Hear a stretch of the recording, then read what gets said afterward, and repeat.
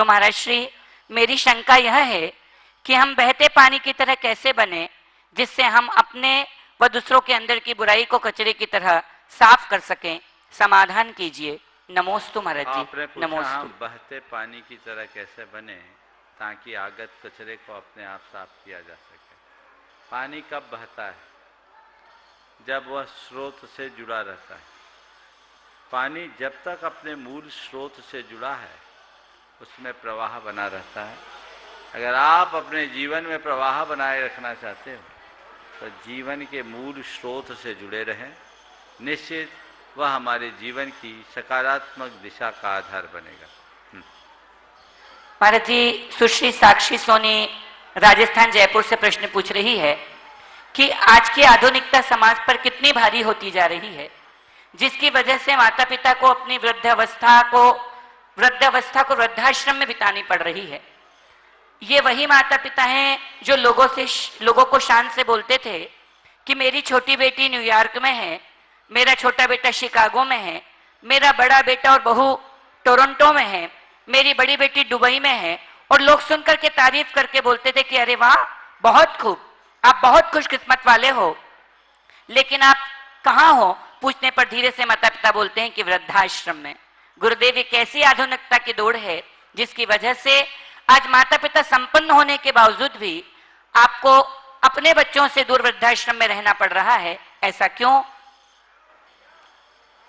ये बात तो प्राय आती है, अक्सर आती है, और अक्सर आने के कारण इस तरह की बातें होते रहती है।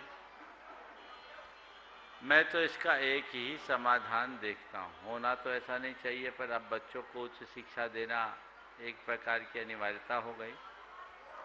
अब बच्चे बाहर जाके सेटल होते हैं तो माँ बाप के लिए और कोई ठिकाना भी नहीं बचता। ऐसी स्थिति का अगर सही लाभ लेना है तो मैं आप सबको एक सलाह दूंगा। वृद्धावस्था में प्रवेश करके वृद्धाश्रम में जाने की नौबत आने से पहले गुरु शरण स्वीकार लो, जीवन का उद्धार हो जाएगा। अपना दायित्व पूर्ण करने तक घर में रहो और दायित्व पूर्ण होते ही गुरु की शरण पकड़ लो तो तुम्हारे जीवन का उद्धार है। नहीं तो जिनके बच्चे दूर हैं उनकी दुर्गत तो है ही, पर उनसे भी ज़्यादा दुर्गत तो उनकी है जिनके बच्चे साथ हैं। वो क्या कर रहे हैं? पास में रह कर के भी कितने पास हैं? ये सोचने की ज़रूरत है। बदलती हुई सोच है, और इस सोच को देखते हुए लोगों को चाहिए कि अभी से अपने जीवन की धारा को परिवर्तित करें। मैं जी श्रद्धा जैन पुणे से पूछना चाह रही है ऑनलाइन प्रश्न कि उस स्थिति में कैसे रिएक्ट करें जब हमारी मेंटल हेल्थ पर लोगों की टिप्पणियों का प्रभाव पड़ता है। लोग बिना सोचे समझे कहीं भी कभी भी कुछ भी बोल देते हैं, जिससे व्यक्ति का माइंड पीस या माइंड डिस्टर्ब हो जाता है।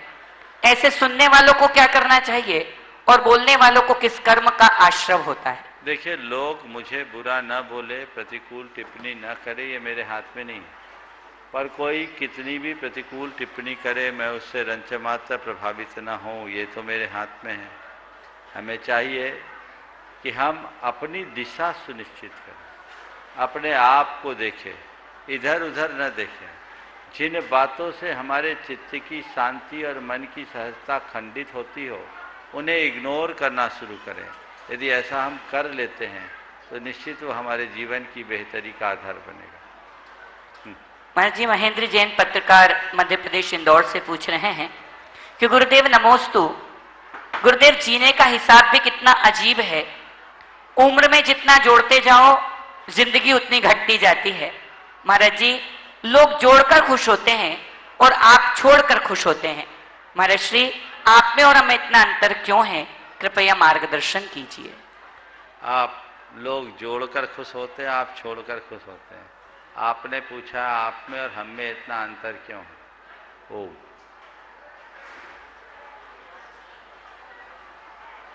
आप में हम में इतना अंतर क्यों है? मैं एक ही बात कहूँगा कि हम में और आप में अंतर का मूल कारण ये है कि आपके पास पेट है और पेटी है, हमारे पास केवल पेट है, पेटी नहीं। समझ गए? जब पेटी जुड़ जाती है तो ये सब बातें अपने आप जुड़ने लगती है। इसलिए हम पेट की बात करें, पेटी की नहीं, प्रत्यक्ष। महाराज जी, प्रगति जी सिंघई बुढ़ाल से हमारे बीच में है, उनको पहले प्रश्न के लिए आवाज लगा रहा हूं कि वे आए और प्रश्न गुरुदेव के सामने रखें। उनके बाद तैयार रहेंगे जो उपस्थित है उनको जूही जी सिंघई, जबलपुर। दीजिए शिल्पी अमरजीत जी, जल्दी दे, वहीं दो।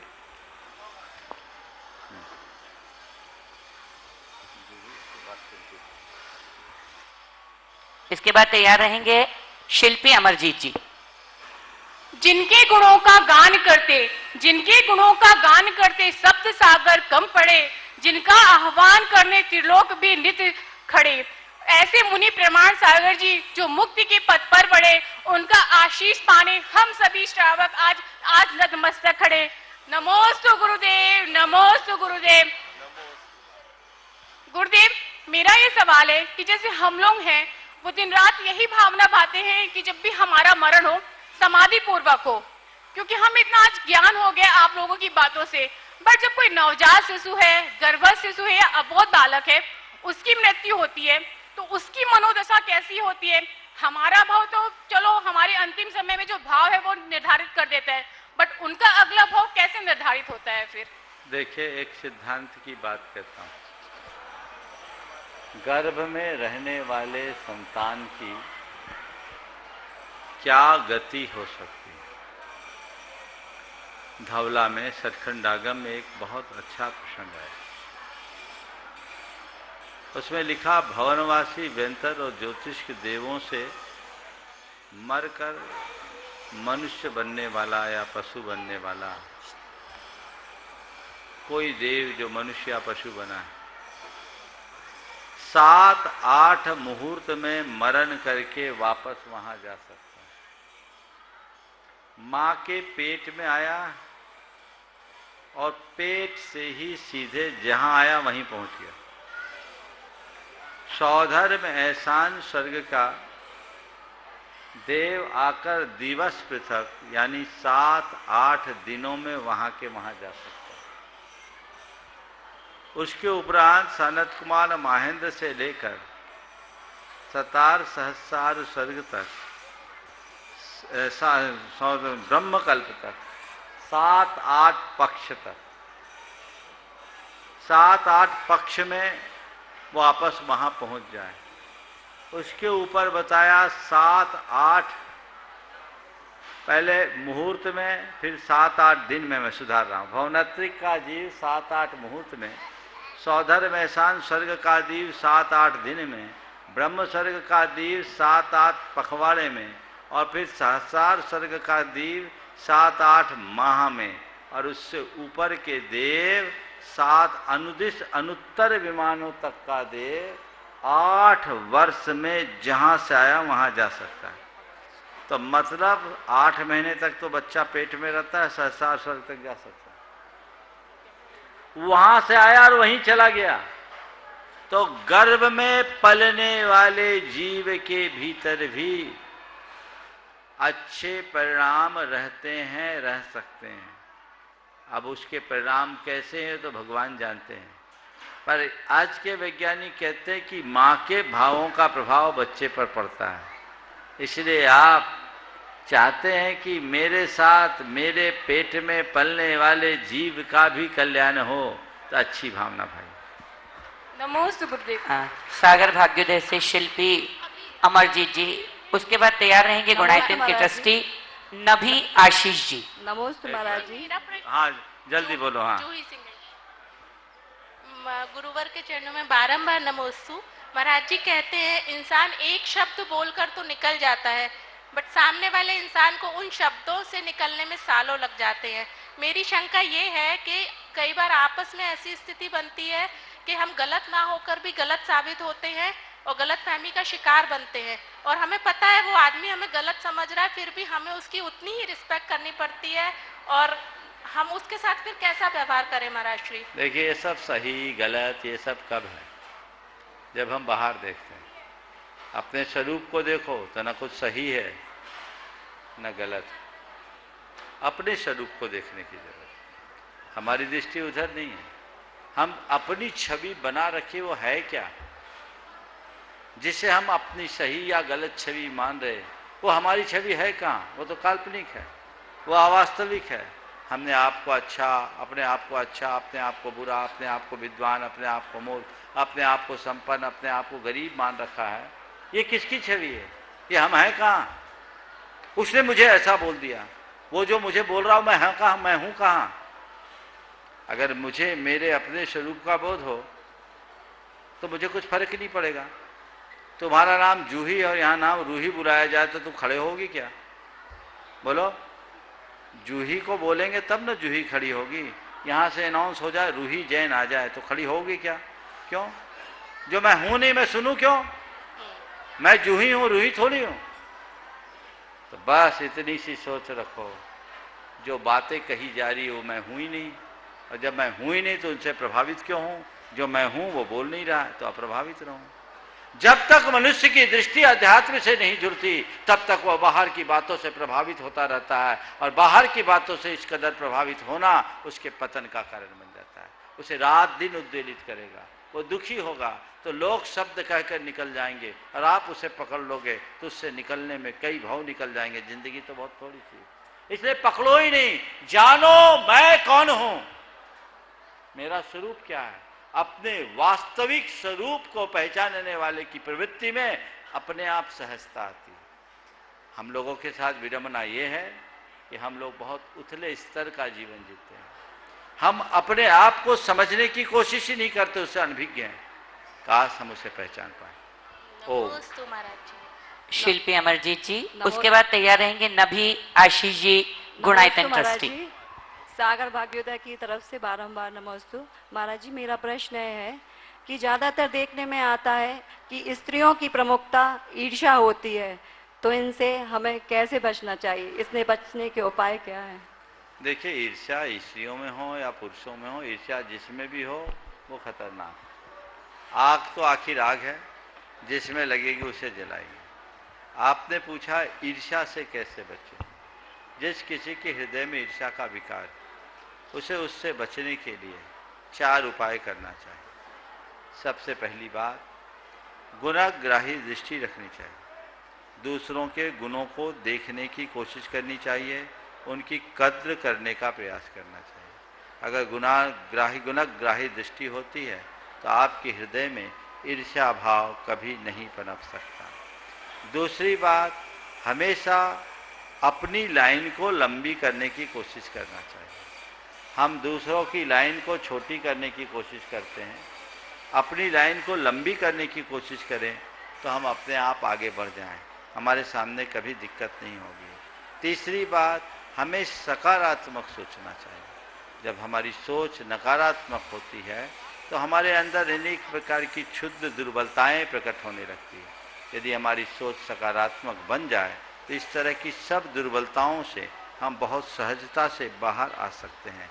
और चौथी बात, जिनसे हमारे मन में ईर्ष्या है उनके गुणों की हम प्रशंसा करना सीख लें तो हमारे मन में ईर्ष्या का भाव कभी पनप नहीं पाएगा। नमोस्तु महाराज जी, नमोस्तु। ठेकेदार आशीष जी नभी भी जैन बंडा, जो हमारे गुणायतन के ट्रस्टी हैं।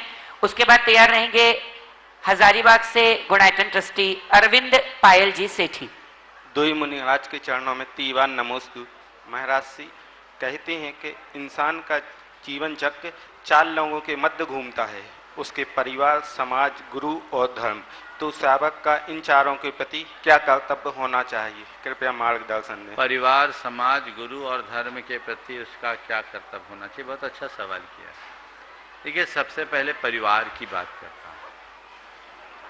उसे परिवार के प्रति निष्ठावान होना चाहिए, समर्पित होना चाहिए और कर्तव्यनिष्ठ होकर अपने परिवार का संचालन करना चाहिए। परिवार को समय देना चाहिए, स्नेह देना चाहिए, संस्कार देना चाहिए और परिवार के हर सदस्य के प्रति सद्भाव रखना चाहिए। समय, स्नेह, संस्कार और सद्भाव यदि परिवार के प्रति है तो आपका परिवार अपने आप बंधा रहेगा। समाज के प्रति हमेशा सकारात्मक दृष्टिकोण रखना चाहिए और ये सोचना चाहिए कि मेरे जीवन के निर्माण में समाज का महत्वपूर्ण स्थान है, तो मुझे समाज के इस ऋण को चुकाने के लिए प्रतिबद्ध रहना चाहिए। समाज को कुछ ना कुछ कंट्रीब्यूट करने का भाव हमेशा रखना चाहिए। मैं समाज के सहयोग के लिए हमेशा तत्पर रहूं और सामाजिक संहिताओं को सुरक्षित बनाए रखने का प्रयास करूं। मेरे द्वारा ऐसा कोई काम न हो जिससे सामाजिक संहिता खंडित होती हो, छिन्न भिन्न होती हो। तो समाज के लिए हमेशा ऐसा सकारात्मक दृष्टिकोण लेकर के चलना चाहिए। आपने पूछा है गुरु के प्रति क्या होना चाहिए, तो गुरु के प्रति श्रद्धा, विनय, बहुमान और समर्पण का भाव होना चाहिए। गुरु के प्रति श्रद्धा रखो, विनय रखो, बहुमान करो और समर्पण। समर्पण मतलब बस गुरु का एक निर्देश ही, उपदेश ही मेरे लिए बहुत बड़ा आदेश है। उनके बताए रास्ते पर चलने की तत्परता होनी चाहिए। उनके प्रति समर्पण, उनको अपने जीवन का मूल आदर्श बना करके चलना चाहिए। अगर गुरु का इस प्रकार अनुकरण करने लगे तो उसका जीवन अंदर से चमत्कृत हो जाए। और चौथी बात, धर्म के प्रति उसे धर्म को अपना प्राण मानना चाहिए और इन तीनों को करना भी अपना धर्म मानना चाहिए। परिवार, समाज और गुरु के प्रति जो हमारा कर्तव्य है उन पर खरे उतरना भी उसे अपना धर्म मानना चाहिए और एक प्रतिबद्धता रखनी चाहिए, मैं सब कुछ करूं, मुझसे अधर्म न हो। यदि इतनी दृष्टि उसके अंदर बन जाए, अधर्म से बचा रह जाए और इन तीनों बातों को अपना ले, निश्चित वो अपने जीवन का उत्कर्ष कर सकता है। नमोस्तु। अरविंद पायल जी सेठी, ट्रस्टी गुणायतन तैयार हैं। उसके बाद तैयार रहेंगे नेहा पंकज जी पाटनी, दुर्ग। नमोस्तु महाराज जी, नमोस्तु। महाराज श्री, मतलब बहुत वजनदार होता है लेकिन निकल जाने के बाद रिश्तों को हल्का कर देता है, ऐसा क्यों? मतलब बहुत वजनदार होता है, निकल जाने पर रिश्तों को हल्का कर देता है, ऐसा क्यों? यही तो मतलब है। देखो, बैलून को देखा है ना? बैलून में जब हवा भरा जाता है तो बैलून कितना सुंदर दिखता है। हवा निकल जाने के बाद उस बैलून की शक्ल देखिए जिसकी हवा निकल गई। मतलब भी बैलून की तरह है जो बाहर से भरे हवा के कारण फूला।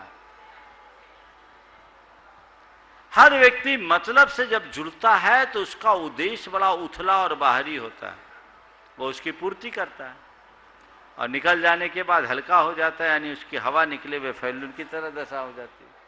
इसलिए अपने जीवन में व्यक्ति को कृत्रिमता और कुटिलता से बचनी चाहिए, सहजता और सरलता का रास्ता अपनाना चाहिए। मतलब और मतलबी इन दोनों से बचना चाहिए। हम कदाचित अपना मतलब साधें, इसमें कोई बुराई नहीं है, लेकिन अपना मतलब साधते हुए भी इतना ख्याल रखें कि मुझे मतलबी नहीं रहना। अपना मतलब साधने के लिए दूसरे के हितों में बाधक न बने। जो सही आदमी होते हैं उनकी यही दशा। नमोस्तु मैं नेहा पंकज जी पाटनी, दुर्ग। उसके बाद तैयार रहेंगे श्रीमान स्वरूप चंद जी, अनीता जी अजमेरा, देवरी। हे गुरुवर, आपके चरणों में त्रय बार नमोस्तु नमोस्तु नमोस्तु। गुरुजी, मेरा प्रश्न यह है कि आजकल हम मंदिर में पूजा करते हैं, तो महाराज जी अभी कुछ समय से मैंने देखा लोग पूजा करने के साथ उसमें शांति विधान, भक्तांबर विधान वो छोटे छोटे रूपों में करने लगे। तो महाराज जी, एक विधान का जो स्वरूप होता है वो ऐसा लगता है कि कहीं खत्म सा हो रहा है क्या, जो बड़े रूप में हम देखते आ रहे हैं। तो महाराज जी, वो करना कहाँ तक उचित है? ये देखिए, सबसे पहले पूजा और विधान, इसके अंतर को समझने की जरूरत है। अष्ट द्रव्य से अपनी भक्ति को प्रकाशित करना पूजा है। और विधान क्या है? विधान में दो पक्ष है, एक पूजन और दूसरा जाप। जहां पूजन के साथ जाप्यानुष्ठान हो वो विधान है। बिना जाप के विधान विधान नहीं है। और फिर मंडल विधान, तो वहां मंडल की संरचना भी अपेक्षित है।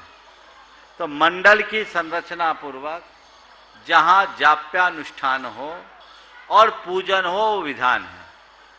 अब बाकी लोग विधान करते हैं, भक्तामर विधान करते हैं, कह रहे बुराई क्या है, ये पूजन का ही एक अंग है, तो उसको पूजन का अंग मान करके करने में कोई दोष नहीं है। लेकिन इनके प्रचलन से मूल विधानों का स्वरूप प्रभावित नहीं होना चाहिए। विधान प्रभावना अंग का एक विशेष रूप है। विधान नित्य पूजा में नहीं आता, वो नैमित्तिक पूजा में आता है या महापूजा में आता है। तो महापूजा और नित्य पूजा में बड़ा अंतर है, समझ गए? इसलिए ये लोग करते हैं, अच्छा उसकी कभी निषेध नहीं करना। चलो कई लोग हैं 108 शांति विधान करना है, कई लोगों ने तो 1008 शांति विधान का नियम दिया और कर भी लिए, कर रहे हैं, अच्छा है। कम से कम उतनी देर प्रभु आराधना तो उनसे हो रही है, इसलिए करने में बुराई नहीं है। लेकिन हाँ, ये विधान नहीं है, ये पूजन। जी महाराज, नमोस्तु महाराज। स्वरूप चंद जी, अनीता जी अजमेरा देवरी, उसके बाद ठहरेंगे सुरेखा निवेदिता पहाड़िया राजिम नवापारा।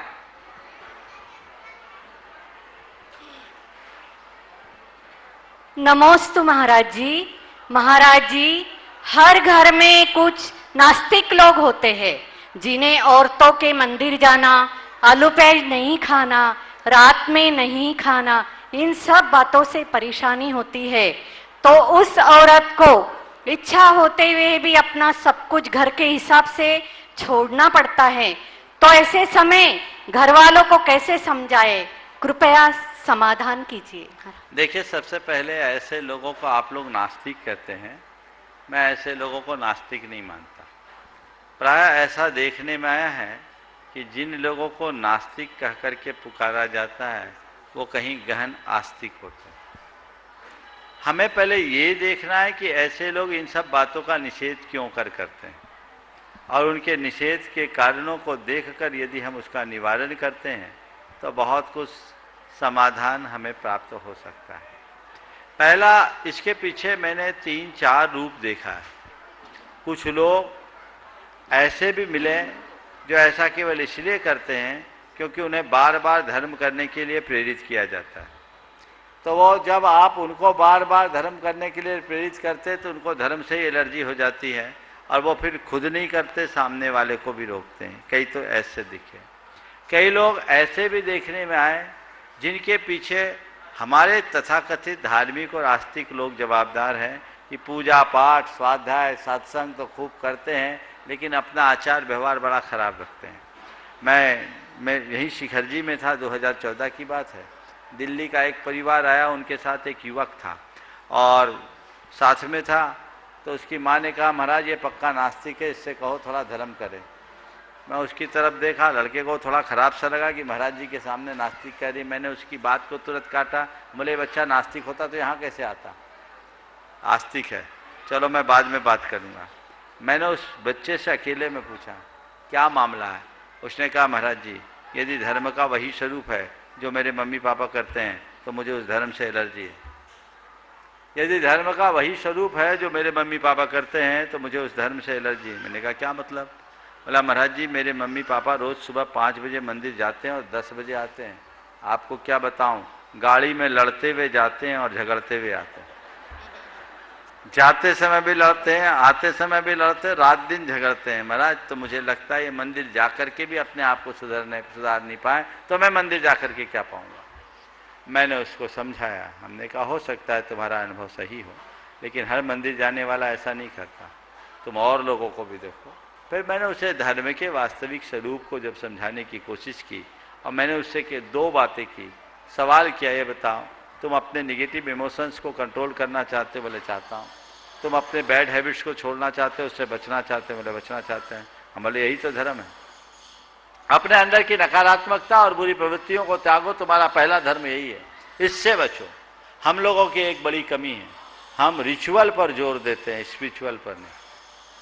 हम क्रियाकांडों के लिए लोगों को प्रेरित करते, ये करो, वो करो, ये मत करो, वो मत करो। हम ये नहीं बता पाते कि ये क्यों करो और क्यों ना करो।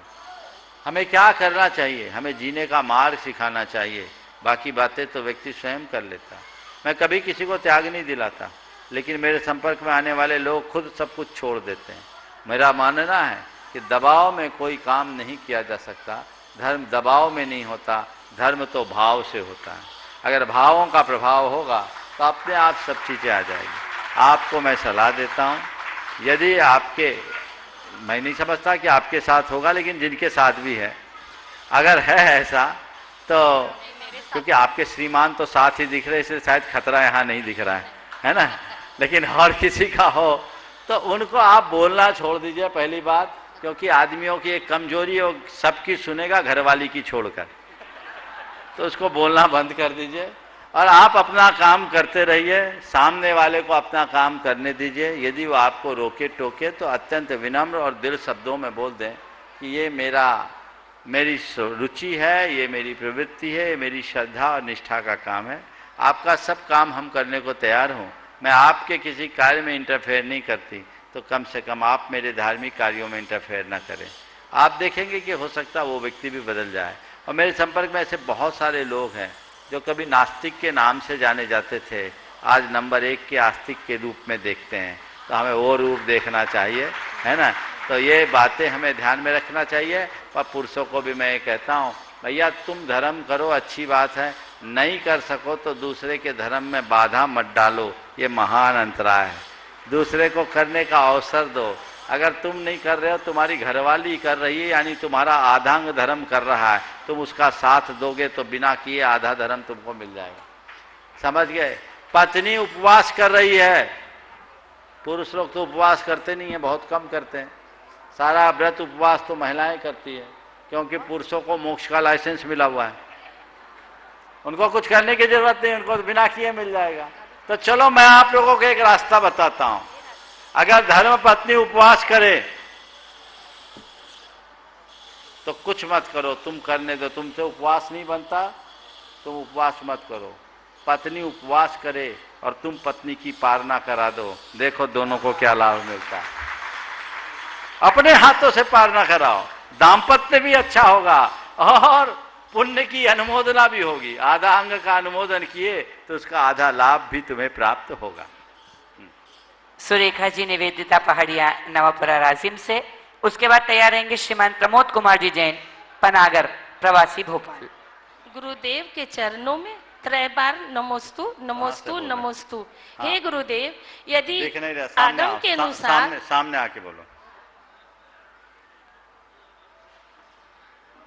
आगम के अनुसार हमारे आगम में अकाल मरण है या नहीं, और यदि अकाल मरण किसी के घर में होता हो तो वह उस घर को कैसे संभाले, कृपया शंका का समाधान कर। अरे अकाल मरण तो किसी का भी हो सकता है। अकाल मरण का मतलब कोई कुमरण थोड़ी है। अकाल में मरने वाले को तो केवल ज्ञान हो जाता है। नहीं है ना, हमारे आगम के अनुसार है वही तो बोल रहा हूं। सुनो तो, पूरी बात तो करने दो। अकाल मरण आगम में है, और आप सुनकर आश्चर्य करोगे, 1 कोटि पूर्व की आयु लेकर उत्पन्न होने वाला जीव एक अंतर मुहूर्त में मर सकता और वापस 1 कोटि पूर्व की आयु भी बांध सकता। उसका जघन अंतर मुहूर्त बताया, धौला की 10वीं पुस्तक में है। तो 1 कोटि पूर्व माने आप समझ रहे, 84 लाख वर्ष का एक पूर्वांग होता, उसको 84 लाख वर्ष से गुना करो तो 1 पूर्व होता, उसको 1 करोड़ से गुना करो तो 1 कोटि पूर्व होता है। इतनी लंबी आयु लेकर आने वाला जीव एक अंतर मुहूर्त में मर सकता है। वो अकाल मरण है कि सकाल मरण? तो अकाल मरण होता है। तत्वार सूत्र के दूसरे अध्याय का 8वां सूत्र इसीलिए तो लिखा गया, औपादिक चरमोत्तम देहा असंख्येय वर्षायुषो न पर्त्यायुष। ये क्यों लिखा? अब रहा सवाल, अकाल मृत्यु हो गई तो लोग उसको अशुभ मानते, गलत है। अकाल मृत्यु के बाद केवल ज्ञान और मोक्ष भी हो सकता है। अंतकृत केवली का क्या होता है? हर तीर्थंकर के तीर्थ काल में 10 अंतकृत केवली होते हैं और 10 अनुत्तरोपादिक होते हैं। समझ गए? द्वादशांग में अंतकृत दशांग है, अनुत्तरोपादिक दशांग है, एक एक अंग है जिनमें इनके चरित्र का निरूपण है। 24 तीर्थंकरों के काल में होने वाले एक एक अंतर्गत केवलियों का और अनुत्तरोपाधिकों का वर्णन है। ये अल्प उम्र में मुनि बनते, साधना करते, तपस्या करते और इन पर असमय में उपसर्ग होता है और उस उपसर्ग में इनकी आयु की उदीर्णा होती, जिनका ध्यान लग गया उनका केवल ज्ञान हो गया और जिनके ध्यान में थोड़ी खलल आ गई वो पंच अनुत्तर विमानों में उत्पन्न होकर देवों की उत्कृष्ट आयु का भोग करके पर्यायांतर में मोक्ष जाते हैं। बताओ सुकुमाल को क्या था, अकाल में कि सकाल में? सुकौशल मुनि का क्या हुआ था, अकाल मरण कि सकाल? गुरुदत्ता आदि पंच ऋषि राजों को अकाल में हुआ था सकाल में?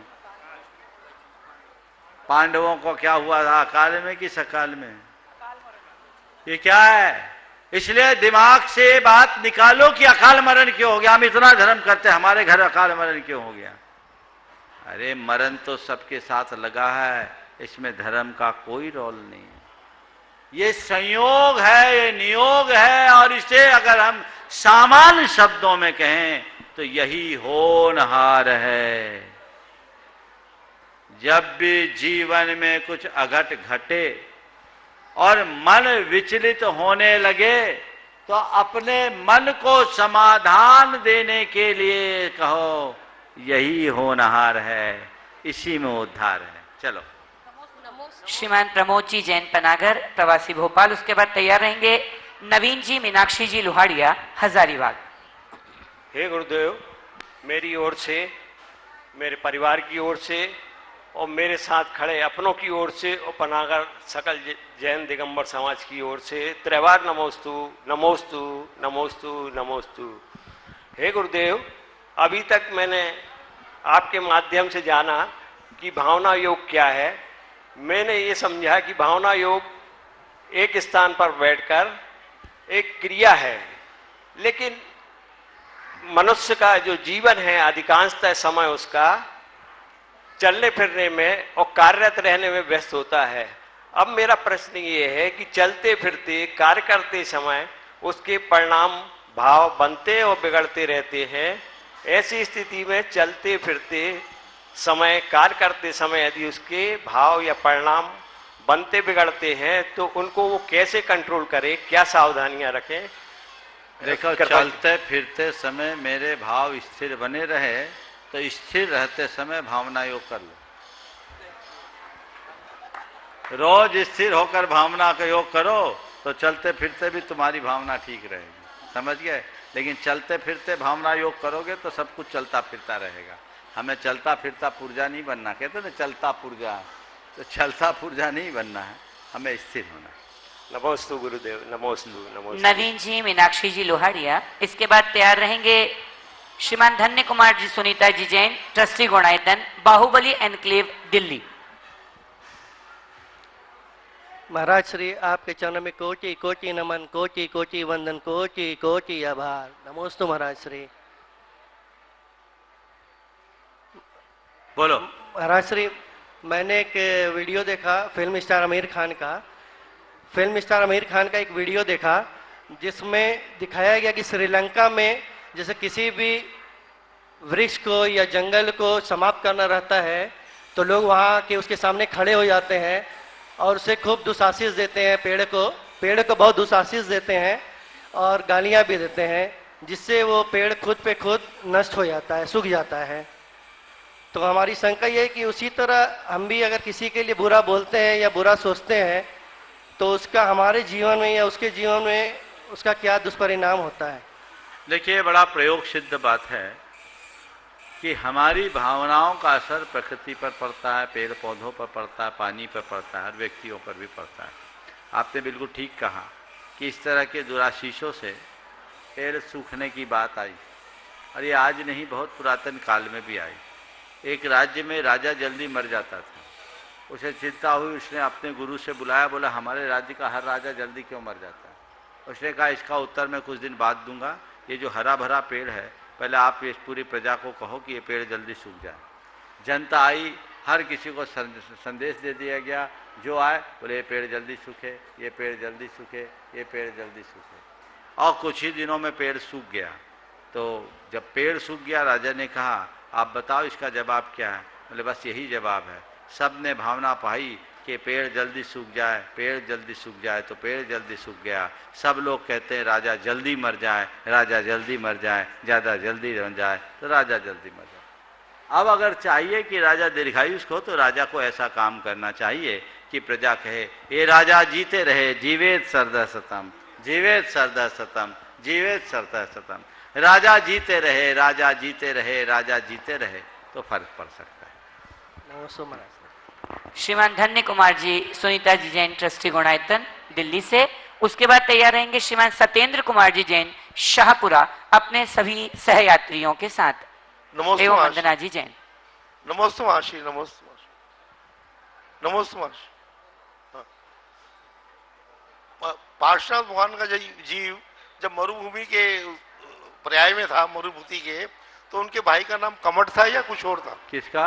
जब पार्श्वनाथ का जीव मरुभूति के जीव पर्याय में था, हाँ। तो उनके भाई जो थे उनका क्या नाम था? कमट था या? मरुभूति के भाई का नाम शिवभूति और मरुभूति था। कमट बाद में पड़ा। कमट नहीं था ना, कमट तो बाद में। हाँ चलिए। श्रीमान सत्येंद्र जी जैन शाहपुरा। उसके बाद तैयार रहेंगे भाई विकर्ष शास्त्री अपनी बात करने। जय बोलो संत शिरोमणि आचार्य गुरु विद्यासागर जी महाराज की जय। मुनि द्वय के चरणों में मेरा एवं मेरा दिगंबर कराना परिवार, सकल दिगंबर जैन समाज सेपरा एवं हमारे सभी साथ में आए हुए यात्रियों को से बारंबार नमोस्तु। महाराज श्री आपकी मंगल भावना में जगत कल्याण की भावना आती है, किंतु सामायिक पाठ में यह लाइन आती है कि आप करें फल दे अन्न तो स्वयं किए निष्फल होते। कृपया इन पंक्तियों का भावार्थ समझाने की कृपा करें। नमोस्तु महाराज जी। देखिए बिल्कुल ठीक है। मंगल भावना का मतलब है सारे जगत के कल्याण की भावना जी। और ये सामायिक पाठ में बोलते पाप किए स्वयं और दूसरे को फल न मिले तो निष्फल निष्फल जाता। इसका अर्थ ये है कि हमारे अच्छे बुरे परिणाम अच्छे बुरे कर्म का कारण है।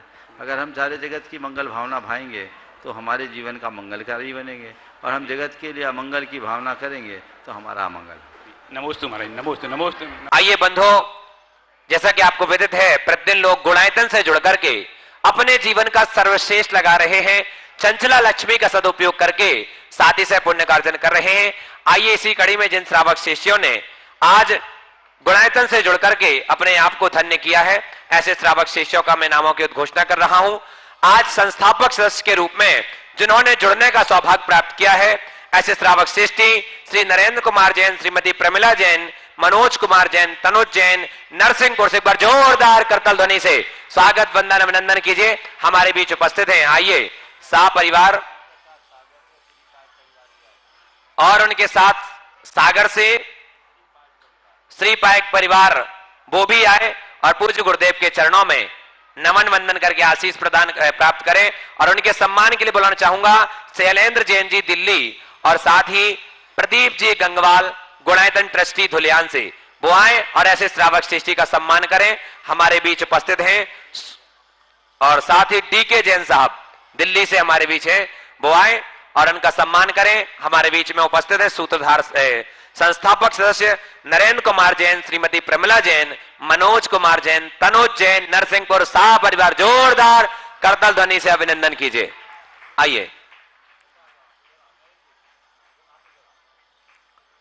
साथ ही जिन्होंने आज सूत्रधार सदस्यता प्राप्त की, सूत्रधार की अहमदाबाद से श्रीमती नीलम कटारिया, धर्मपत्नी श्री राजेंद्र जी कटारिया, साहब परिवार। जोरदार करतल ध्वनि से स्वागत कीजिए। आइए मैं निवेदन करूंगा सा परिवार पधारे। नीलम जी कटारिया, धर्मपत्नी राजेंद्र कटारिया अहमदाबाद से। हैदराबाद से सूत्रधार सदस्य के रूप में जुड़े हैं श्रीमती नेहा जैन, संभव जैन, आर्जव जैन, आरोही जैन, सा परिवार। यदि हमारे बीच उपस्थित हैं तो आए शीघ्रता से। और उनके सम्मान के लिए बुलाना चाहूंगा श्री सुनील जी जैन, सीएफओ गुणायतन, और सुभाष जी जैन, सीईओ गुणायतन, और अभिनंदन जैन जी भोपाल, वो आए और ऐसे श्रावक शिष्टि का सम्मान करें। श्रीमती नेहा जैन, संभव जैन, आर्जव जैन, आरोही जैन, हैदराबाद। आइए आइए जोरदार करतल ध्वनि से स्वागत कीजिए। साथ ही निर्माण सारथी की जिन्होंने सदस्यता प्राप्त की है, ऐसे श्रावक श्रेष्ठी निर्माण मित्र से सारथी तेजकरण सौगानी, श्रीमती सुशीला सौगानी, राजीव सौगानी, जयपुर सापरिवार। केलवाड़ा से श्रीमती मधुबाला जैन, धर्मपत्नी स्वर्गीय राजेंद्र जैन सापरिवार। सागर से धर्मेंद्र बड़कुल, सुपुत्र स्वर्गीय लक्ष्मी चंद्र बड़कुल। और उदयपुर से श्रीमती कुमुदनी कैलाश चंद जैन गंगवाल सापरिवार निर्माण सारथी के रूप में जुड़े। एक बार जोरदार करतल ध्वनि से स्वागत कीजिए। साथ ही जिन्होंने निर्माण मित्र की सदस्यता प्राप्त की है, ऐसे श्रावक श्रेष्ठी श्री ऋषभ जैन, श्री गोपाल प्रसाद, किरण देवी जैन रायपुर से सापरिवार हमारे बीच उपस्थित हैं। आए गुरुदेव के चरणों में नमन वंदन करके आशीष प्राप्त करें। और उनके सम्मान के लिए मैं बुलाना चाहूंगा श्री अजित जी तोतुका साहब जयपुर से, और साथ ही सुभाष जी जैन, सीईओ गुनायतन। निर्माण मित्र से ही जुड़े हैं डॉक्टर कल्पना जैन, अजय जैन, डॉक्टर अक्षांश, अपूर्व जैन, बोधि जैन, जिनके जन्मदिन के उपलक्ष्य में इंदौर से सापरिवार। और निर्माण मित्र में ही जुड़े हैं श्रीमती लक्ष्मी जैन, धर्मपत्नी श्री उत्तम चंद जैन, राजीव शिल्पी जैन, अमित अर्चना जैन लखनऊ से, लखनऊ उत्तर प्रदेश से हमारे बीच यदि उपस्थित हैं तो आइए शीघ्रता से गुरुदेव के चरणों में नमन वंदन करें। और उनके सम्मान के लिए श्री सुभाष जी जैन, सीईओ गुनायतन, और अजित जी तोतुका साहब। शेष जो निर्माण निधि के रूप में जुड़े हैं ऐसे श्रावक श्रेष्ठियों के नामों की उद्घोषणा कर रहा हूं। उसके पूर्व निर्माण सारथी एक और नाम आया है मुंबई से, मीना भरतेश जंदाड़े, एमडी पाटिल। यदि उपस्थित हो हमारे बीच में तो आए गुरुदेव के चरणों में नमन वंदन करके आशीष प्राप्त करें। और उनके सम्मान के लिए श्री सुभाष जी जैन, सीईओ गुनायतन, और अजित जी तोतुका साहब जयपुर से। आप ही निर्माण निधि सदस्य के रूप में जुड़े हैं 21,000 रुपए की राशि से। भीलवाड़ा से श्री प्रदीप कुमार सेठी, श्री दीपक सेठी सापरिवार। जयपुर से श्रीमती रंजना जैन सापरिवार। और साथ ही 11,000 रुपए की राशि से निर्माण निधि की सदस्यता प्राप्त की है। जयपुर से अमित अंकित वाकली वाला। भोपाल से श्रीमती विद्याबाई डॉक्टर सलिल भारल जैन। छिंदवाड़ा से श्रीमती शोभा जैन, सत्यप्रकाश जैन। मुंबई से दिनेश शाह, श्रीमती रूपा जीतेन शाह। गुना से एमके जैन, श्रीमती सरोज जैन। ललितपुर से इंजीनियर प्रशांत जैन, श्रीमती सुनीता जैन। जयपुर से सौरभ सैफाली जैन। धूले से श्री अरविंद अमित जैन। 12 से श्रीमती शीला देवी अजमेरा। सागर से श्रीमती कमलाबाई जैन। जयपुर से शुभम पाटौदी, रितु जैन, हितिसा पाटौदी। बंडा से श्रीमती रेखा रानी जैन, रमेश चंद जैन। कोटा से श्री अजय कुमार, श्रीमती शशि जैन। जबलपुर से श्री सुरेंद्र कुमार जैन, सचिन जैन, वैभव जैन सापरिवार। साथ ही जिन्होंने निर्माण दान में सहयोग प्रदान दिया है 11,000 रुपए की राशि से, अशोकनगर से श्री संदीप रश्मि बड़कुल, सम्यक सोल बड़कुल परिवार। दमोह से अंगूरी जैन, पुत्र ऋषभ जैन, पवन कुमार जैन सापरिवार। और शशांक जैन जी नोएडा से, इन्होंने 11,000 रुपए की राशि से अपनी स्वीकृति प्रदान की। जोरदार करतल ध्वनि से अभिनंदन। आपका शुभ नाम? आपका शुभ नाम? कहां, कौन से, किसमें जुड़े? हाँ, रायपुर से ऋषभ जैन, गोपाल प्रसाद, किरण देवी जैन निर्माण मित्र की सदस्यता प्राप्त की है। हमारे बीच में सुनील जैन जी सीएफओ और साथ ही अजित तोतुका साहब सम्मान कर रहे हैं। साथ ही जिन्होंने स्वर्ण दान दिया है श्रीमान फूलचंद जैन, अभय अंकित अंसुल, लीला जैन, श्रीमती लीला राहतगढ़ से, और श्रीमान उमेश कुमार, अलका, मृदुल, मधुर, मोदिता, संजू तपांस करेली, इन्होंने एक एक स्वर्ण की अंगूठी प्रदान की है। और आइए अब चलते हैं आगे की शंका समाधान की। सुशील जी पहाड़िया साहब, इन्होंने एक मंडल की स्वीकृति प्रदान की थी आगामी अष्टानिका महापर्व के लिए। एक और इनकी मंडल की इनकी स्वीकृति प्रदान की। और साथ ही जिन्होंने आज गुणायतन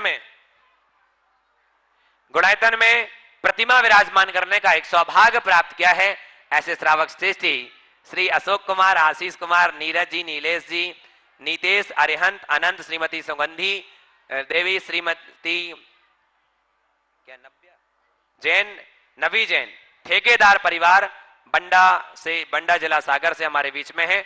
आए गुरुदेव के चरणों में नमन वंदन करके आशीष प्राप्त करें। सहस्त्रकूट जिनालय में इन्होंने प्रतिमा विराजमान करने का सौभाग्य अर्जित किया है। और इनके सम्मान के लिए बुलाना चाहूंगा सुनील जी जैन, सीईओ गुणायतन, और सुनील जी जैन, सीएफओ गुणायतन, और सुभाष जी जैन, सीईओ गुणायतन। वो आए और ऐसे श्रावक श्रेष्ठी का सम्मान करें। और साथ ही जब तक सम्मान हो रहा है, जबलपुर से जिन्होंने स्वर्ण दान दिया है स्वर्गीय कमल कुमार लम्हेटा वाले की पुण्य स्मृति में श्री मणिकांता जैन, राजेश कुमार जैन 15 ग्राम स्वर्ण दान, स्वर्ण के कंगन समर्पित किए हैं गुणायतन के लिए आए और गुरुदेव के चरणों में नमन वंदन करके आशीष प्राप्त करें। और उनके सम्मान के लिए लता जी गंगवाल गुणायतन मंत्री और शकुन दीदी सागर वो आए और ऐसे श्रावक श्रेष्ठी का सम्मान करें। जोरदार करताल ध्वनि से अभिनंदन होना चाहिए। साथ ही भल्लेलाल, शशि प्रभा जैन, मधुर, प्रियंका जैन जबलपुर से इन्होंने 3.16 ग्राम स्वर्ण दान दिया है। अपने स्थान में खड़े होकर के आशीष प्राप्त करें।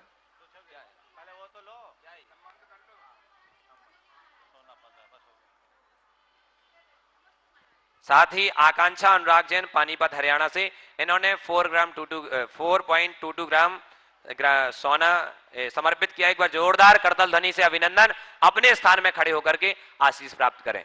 आइए अब चलते हैं आगे की शंका समाधान की कड़ी के लिए।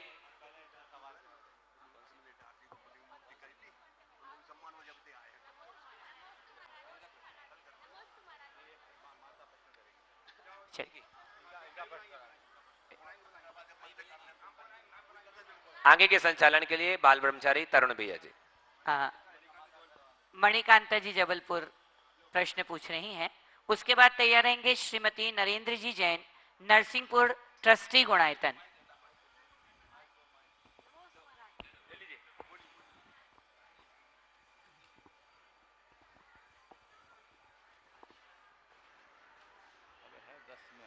हे महाराज जी, नमोस्तु नमोस्तु नमोस्तु।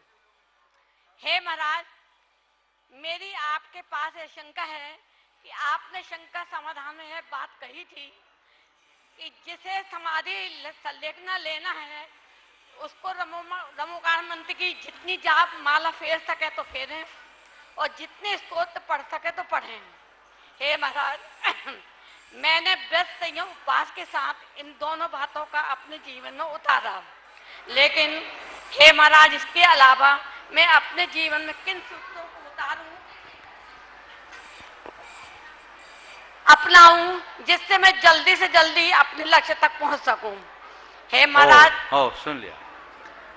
देखो, बहुत अच्छी बात है। संलेखना धारण करने के लिए हम क्या करें?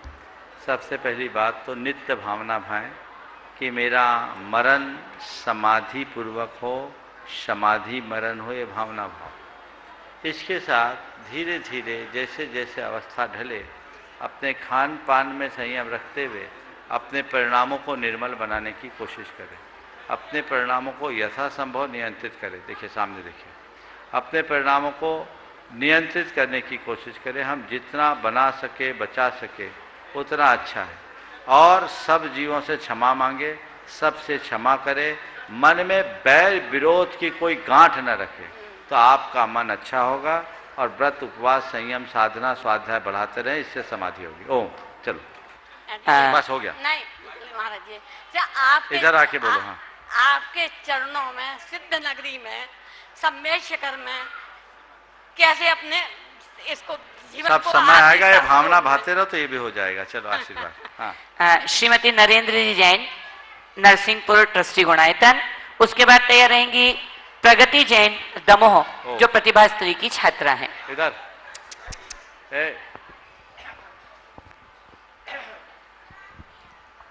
नमोस्तु दोनों महाराज जियों को नमोस्तु नमोस्तु नमोस्तु। महाराज जी, हमारी शंका है कि भव्य और अभव्य को हम कैसी पहचान कर सकें? भव्य और अभव्य को पहचानना तो दिव्य ज्ञानियों के ज्ञान का विषय है, हम पहचान नहीं सकते।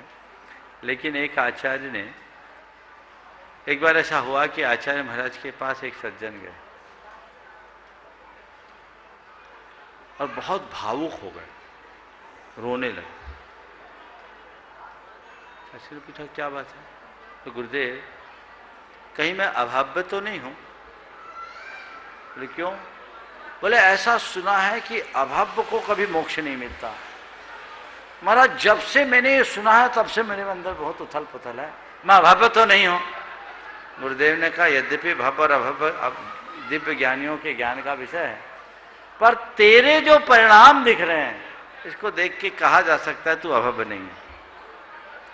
एक आचार्य ने भव्य और अभव्य की स्थूल परिभाषा रेखांकित करते हुए लिखा, तत्प्रति प्रीति चित्तेन येन वार्ताप हि श्रुता निश्चितम स भवेत् भव्य भावी निर्वाण भागिनी। जो तत्व की बातों को प्रीति पूर्वक सुनता है, समझ लेना वो भव्य है। तो अपनी भव्यता को बनाए रखने के लिए प्रवचन मन लगाकर सुनो। चलो।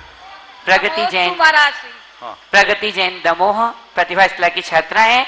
उसके बाद तैयार रहेंगे डॉक्टर नीलम जी जैन सराफ ललितपुर से। नमोस्तु महाराज जी।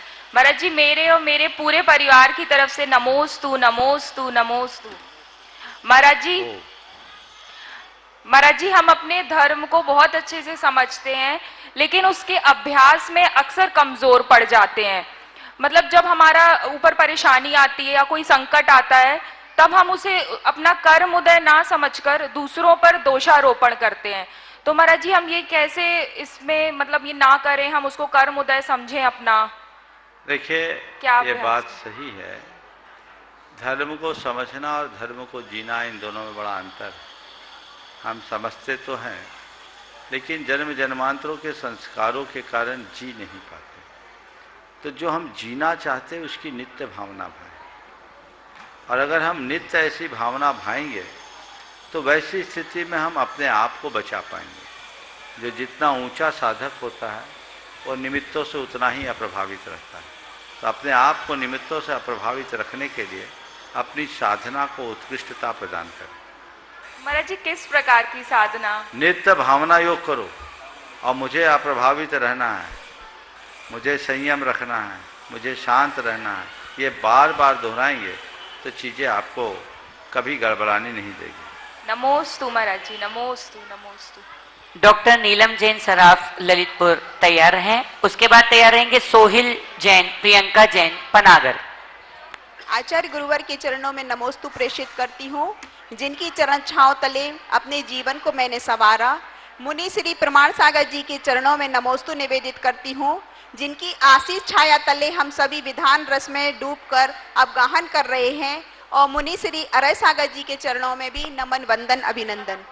यतिवर, मेरी जिज्ञासा है, गुजर जाते हैं लम्हे मुसाफिरों की तरह, गुजर जाते हैं लम्हे मुसाफिरों की तरह, यादें खड़ी रह जाती हैं फैली सड़कों की तरह। तो मुनिवर, हम इन यादों के भूतकाल से कैसे छूटें और वर्तमान में जीकर भविष्य को कैसे सुंदर बनाएं? यादों की इस पकड़ से कैसे छूटें और वर्तमान में जीकर भविष्य को कैसे सुधारें? सीधा सीधा उपाय है। ध्यान मंजिल पर रखें, रास्ते और रास्ते के पत्थरों पर नहीं। अगर हमारा ध्यान मंजिल पर होगा तो रास्ते में क्या हो रहा है, क्या क्या गुजर रहा है, कुछ फर्क नहीं पड़ेगा। हमें तो हमारा ध्येय दिखना चाहिए। लेकिन जो ध्येय से विमुख होकर रास्ते और रास्ते के पत्थरों पर केंद्रित हो जाते हैं, वो यूं ही भटकते रहते हैं। तो हमें सतत आगे बढ़ने की कोशिश करनी और इनसे भटकने से अपने आप को बचाने की कोशिश करना है। वर्तमान में जीकर हम भविष्य को सुधारना है। जिसका भी भविष्य सुधरा है वो वर्तमान से ही सुधरा है। तो बस हमारे सामने एक ही बात होनी चाहिए, मेरा लक्ष्य क्या है। जो मेरा लक्ष्य है, मेरी दृष्टि केवल और केवल उस पर केंद्रित हो तो सब बातें अपने आप सुव्यवस्थित हो जाए। नमोस्तु गुरुदेव। सोहिल जैन, प्रियंका जैन। उसके बाद तैयार रहेंगे किरण जी, प्रिया जी जैन सतना। ओ हमारे बीच बोलो बाल ब्रह्मचारी संजय भैया जी हैं। मैं भैया जी से निवेदन करूंगा कि अपनी जिज्ञासा पूज्यपाद के श्री चरणों में रखें। जल्दी। महाराज श्री जी नमोस्तु। हमारी 2 शंकाएं हैं। महाराज जी, चक्रवर्ती की जो पट्टरानी होती है वो उसको कहते हैं कि वो 6वें नरक तक जाती है, जा सकती है या जाती ही है? इसका आगम से देखिए, ये चर्चाएं हमने भी सुनी है राकेश भाई। चक्रवर्ती के पटरानी नरकगामी होती है, कईयों ने 6वें नरक पहुंचा दिया। ये सुना है पर पढ़ा कहीं नहीं है और मुझे समझ में भी नहीं आता। ऐसा कहाँ है, किस आगम में लिखा है, किसी ने पढ़ा है? उसको अपने रूप का गर्व होता है, मैं मान सकता हूं। लेकिन ऐसी बात एकदम गले नहीं उतरती कि वो नरकगामी ही होती है, क्योंकि हमारे 3 तीर्थंकर भी चक्रवर्ती हुए हैं। अगर चक्रवर्ती की रानी को नरक जाने का नियोग माने तो तीर्थंकर की पत्नियों को भी नरक जाना पड़ेगा। एक तो आगम में कहीं है नहीं, ये बातें चर्चाओं में। तो इस तरह की चर्चाओं को चर्चाओं तक ही रखना चाहिए। इसका स्पष्ट आगमाधार जितना मैंने पढ़ा, हो सकता है कहीं हो और मेरे ध्यान में नहीं हो, किसी को ऐसा किसी पुष्ट प्रमाण मिले आगम का तो मुझे जरूर अवगत कराए, वो मेरे ज्ञान वृद्धि का कारण बनेगा।